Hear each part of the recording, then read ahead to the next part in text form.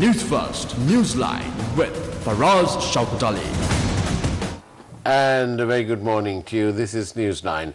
We are broadcasting from the Newsfirst studios in Dawson Street in Colombo. And this edition is a recording this morning. And we've got here with us veteran diplomat, former Foreign Secretary, former Permanent Representative to the United Nations, Dr. Palita Kona. Very good morning to you, Doctor, and welcome on the show. Good morning, Faraz. Happy to be here again. Thank you, thank you. Yes, it's been a long time since you've been here. We thought we'd ask you on a couple of matters. The most pressing appears to be this UN Resolution 30/1, because I believe come March we're going to have more questions surrounding that. And the new president, Gotabaya Rajapaksa, has said that he needs to revisit that whole arrangement. How likely is that to happen?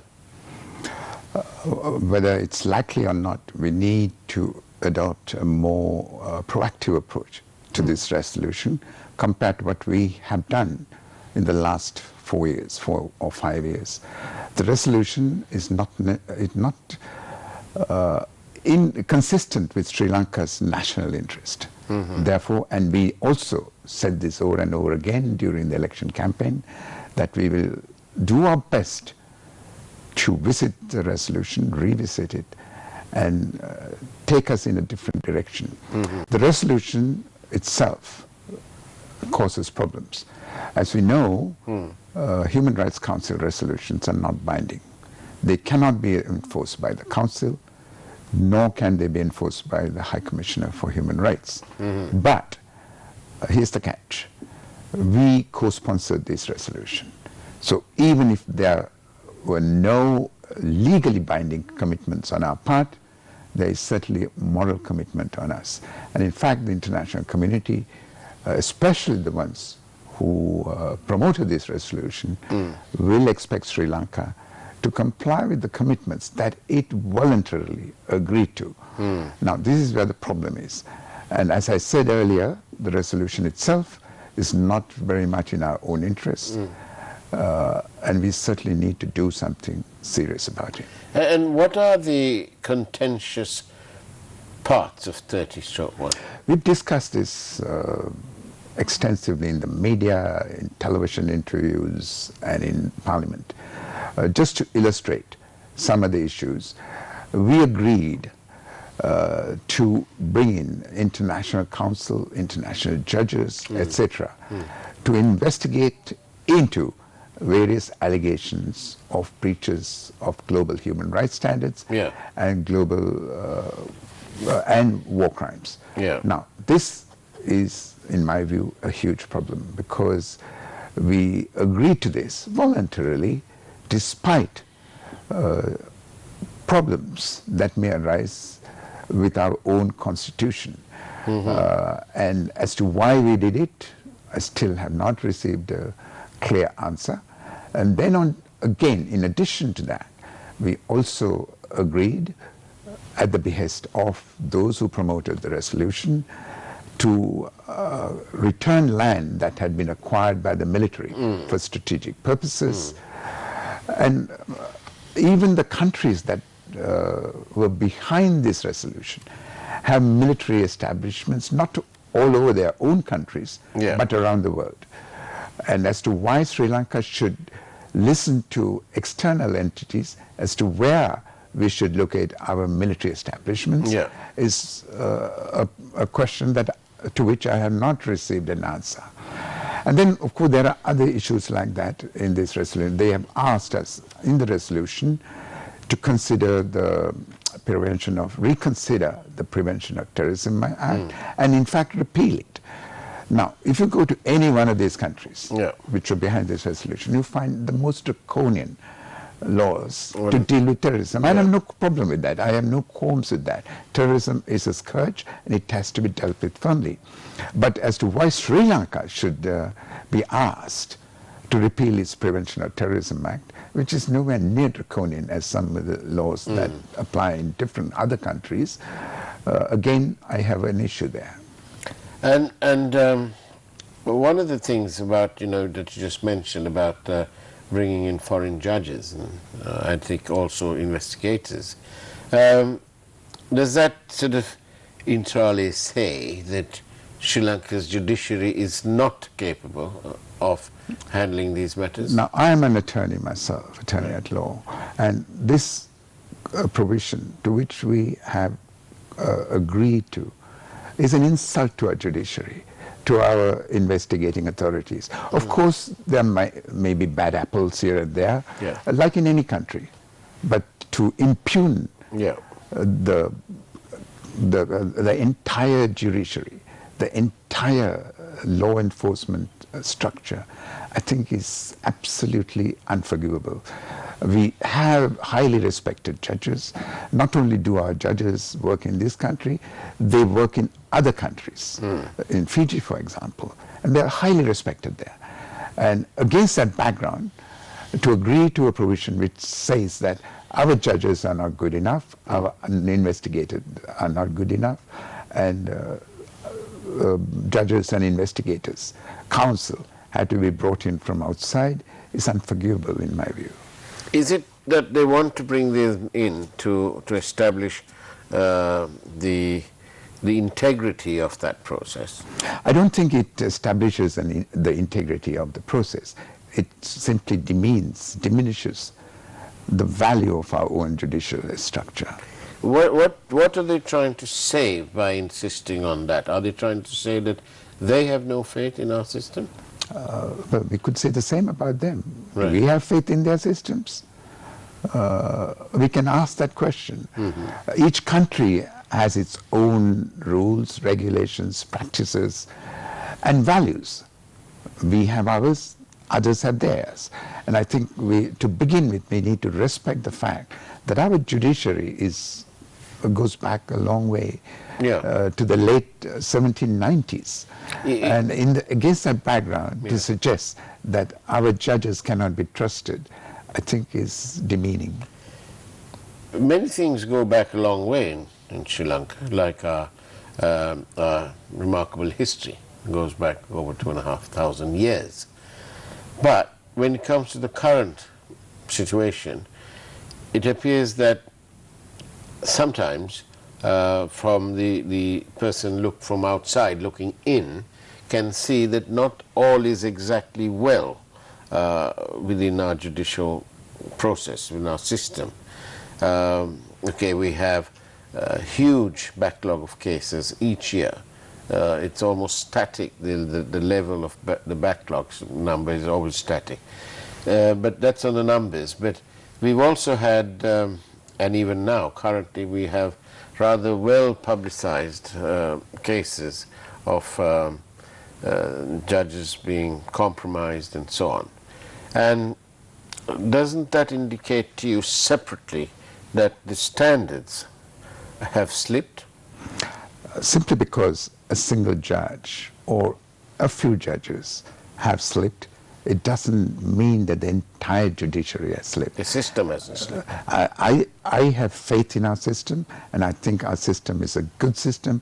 We produce great judges in the past, some of whom have achieved preeminence internationally. Veera Mantri, for example, he was the deputy president of the International Court of Justice. He was a product of our bench.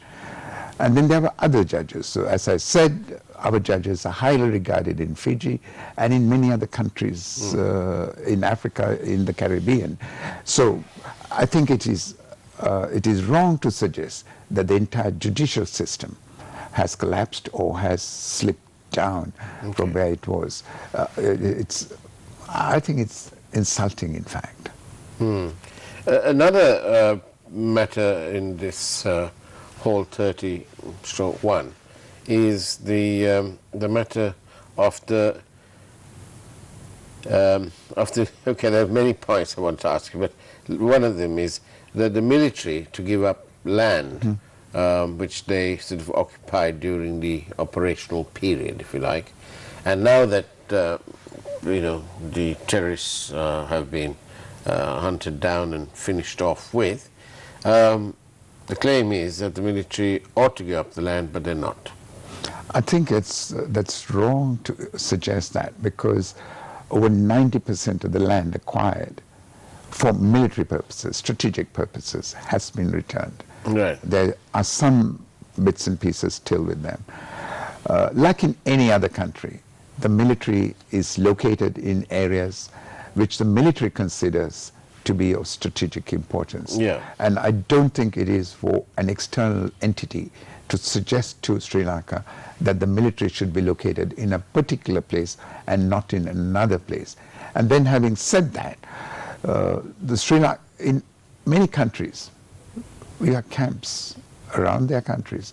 Nobody's ever suggested that those camps be relocated, certainly not external entities. And some of these countries have bases scattered around the world. Have we suggested that those bases be removed from there? The Philippines has just done that.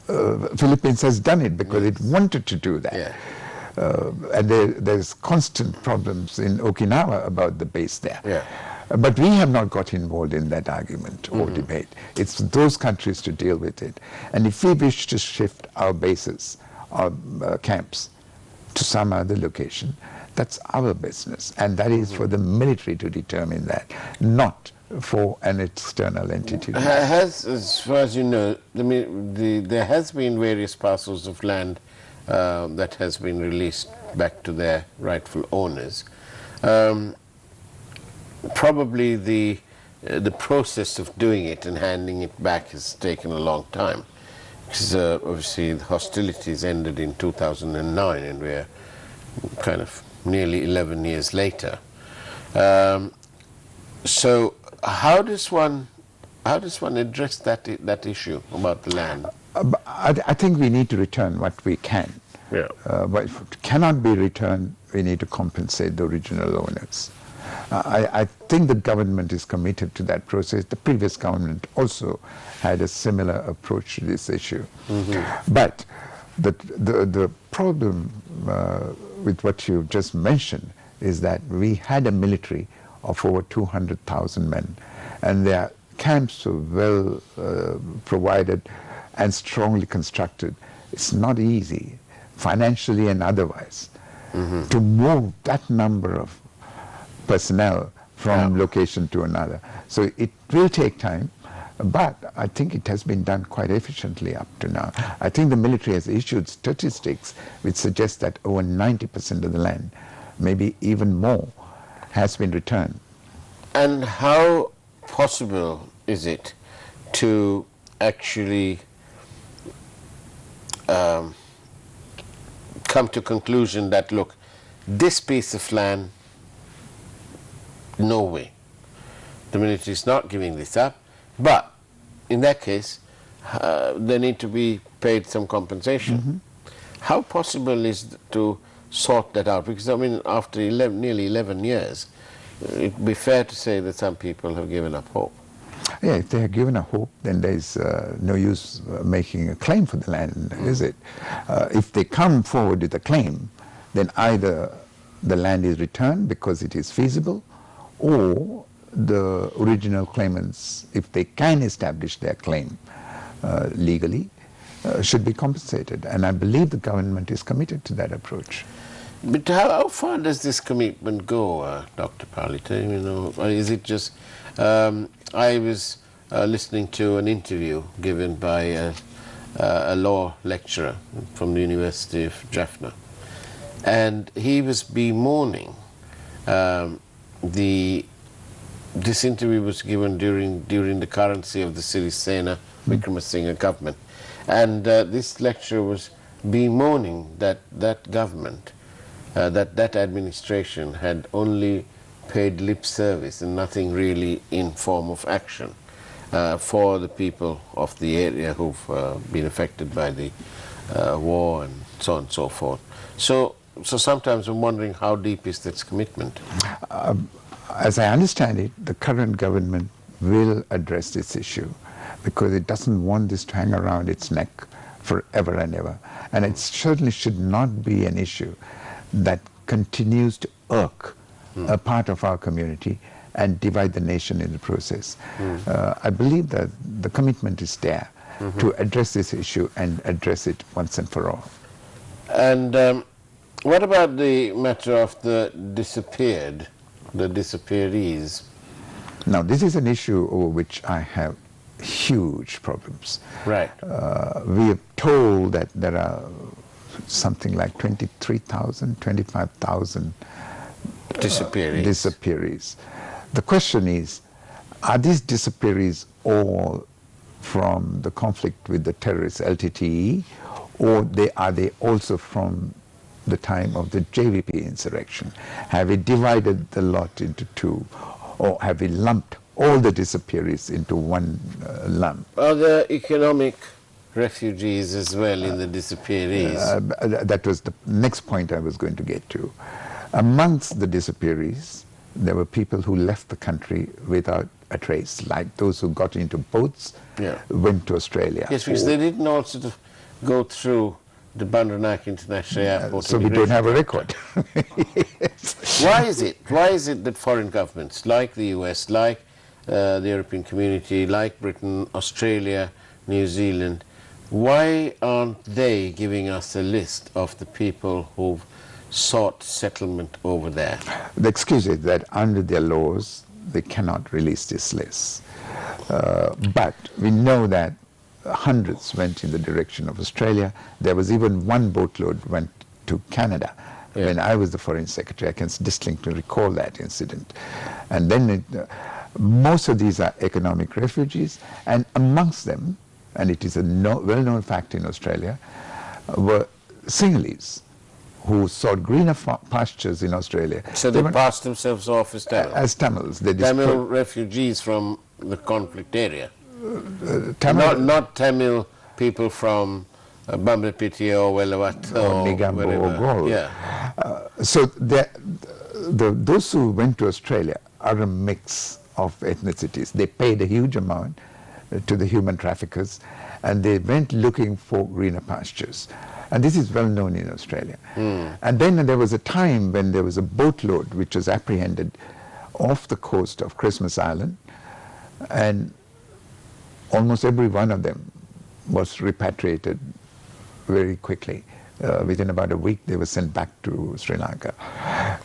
But at the moment, we do have a very effective arrangement with Australia, where the Sri Lankan Navy and the Australian authorities collaborate in order to prevent people leaving Sri Lanka, in the direction of Australia. I think the Australians are having quite a bit of success on that. In fact, it is a program that they are very pleased with, because they are working with our authorities, especially with our Navy, and the number of people leaving Sri Lanka now in the direction of Australia has been reduced to a minimum, a very small number. And another question that arises in my mind is, if these were refugees fleeing persecution, there are so many other countries on the way that they can seek refuge in. Thailand, Malaysia, Indonesia, but they even don't India. offer as They all go to Australia. economic prospects as Australia. Exactly. So they're not refugees fleeing persecution. I get your point. What you're saying is if they were... They're looking for greener pastures. Right. So they... Okay. Now then, one of the other issues, of course, and because this is co-sponsored, 30/1, is the matter of the missing persons. Do you know, what about that?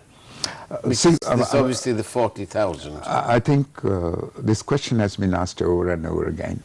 If 40,000 went missing, do we have the names of even a fraction of these 40,000? Do we have addresses for them? Do we have relatives claiming them? Or do we just have a figure? As Goebbels said once, if you repeat a lie 3 times, it becomes a fact. So this, I believe, is what has happened with the 40,000. I was the Foreign Secretary at the time of the end of the conflict, and we distinctly remember the ICRC reporting that it had evacuated 7,000 plus injured persons from Mulatiw, from the coast of Mulatiw. If 7,000 were injured at the time, going by military law, the number of killed would have been 1/3. And that would have brought the figure of those who died. So for 1,000 is the figure that's killed, then what you're saying is you should have 3,000 casualties, injured. Yeah. But the figures don't support that. No, and then also at the time, the UN leaked a document in Colombo which said that 7,000 plus were killed. And very quickly, Sir John Holmes, Under Secretary General for Humanitarian Affairs, disowned even that figure because he said that those figures had not been verified on the ground. But over the months, over the years, a figure of 40,000 has been mentioned. Received wisdom now. And everyone refers to this figure, including the Secretary General's panel of experts, which... Now, this is, very quickly, we've got about 5 minutes more. Very quickly, this report in which they're talking about 40,000 is actually not a UN report. Am I right in saying that this was commissioned by the Secretary General's private office? To advise the Secretary General. To advise the Secretary General. It was never commissioned by the General Assembly, nor by the Security Council, or any other body authorized to commission such a report. And it was a private report provided to the Secretary General, which then was leaked to the media. Who do you think paid for it? Does that matter? The Secretary General's office paid for it. Okay. And we know who headed that commission. It was Darusman, an Indonesian former Attorney General. But he also made sure in the process that he would get future commissions as well to do this type of report. I believe he's the one who went to Myanmar to investigate into the Rohingya situation. So it looks like there's no difference in what was Secretary General then, Ban Ki-moon? So when he commissions this, and if his office paid for it, there's hardly any difference in what Governor Mahendran did to the central bank in Sri Lanka when he acted solo. That's what I'm trying to point out. The monetary board was there, and he didn't go to the monetary board to change the system. I'm sorry to bring the bond in onto this thing, but I can see the point I'm making here is this abuse of power, or the misuse or the departure from a process where the meaning can be construed quite differently. In the case of Ban Ki-moon, when he commissions this report, and it's for to advise him, it's now happened that this whole blessed thing has turned out to be a UN report, when it's not. It is absolutely not a UN report, and it cannot be referred to as a UN report. And the Secretary General did what he did because he came under enormous pressure from certain Western countries like the UK, US, Canada, etc. And then in order to keep them quiet and satisfy them, he said, I'm going to have a report commission for my own benefit. He also, so the Secretary General had a high degree of sympathy for Sri Lanka, and he did not want to go out of his way to embarrass Sri Lanka. But the embarrassment occurred when his own Assistant Secretary General for Human Rights leaked it first to the media and then to the High Commission for Human Rights, Council for Human Rights in Geneva. And there it found its way into the High Commissioner's report. Still, it is not a UN report, and although the press continues to refer, the Western media continues to refer to it as a UN report, it is absolutely not a UN report. With all due fairness to whoever these various people and agencies are who look after Sri Lanka's reputational image, if you like, they're not doing a pretty good job at it, because they need to point out to the foreign media very swiftly and constantly that this is not a UN report. This is a point I have made over and over again. We need to have a strong unit that can deal with the international media in their own terms. At the moment, we perhaps deal effectively with our domestic media in Sinhala and in Tamil, but the international media, which CNN, BBC, Al Jazeera, ABC, you name it, does not get the type of information that we would like them to have.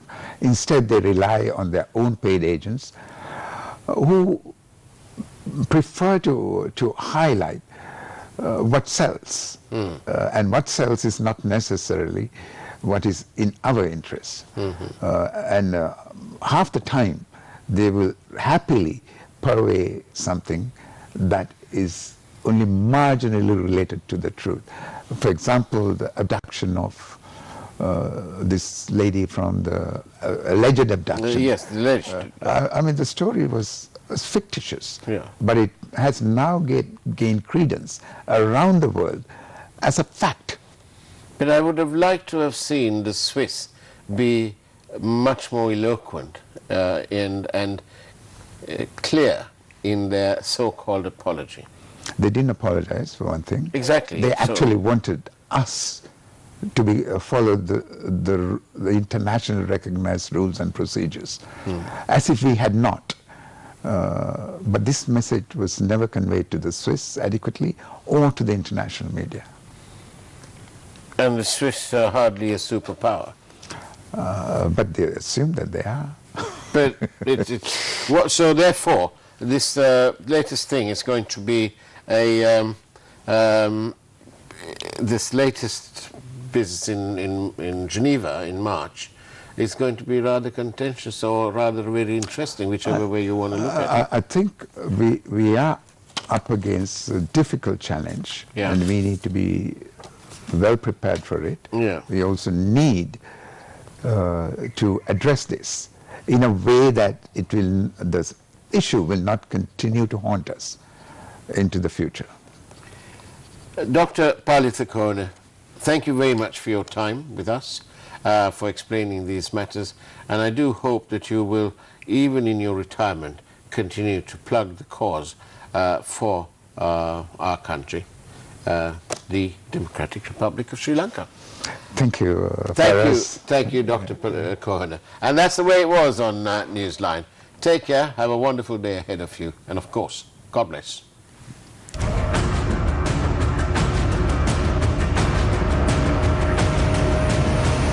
News First, Newsline with Faraz Shauketaly.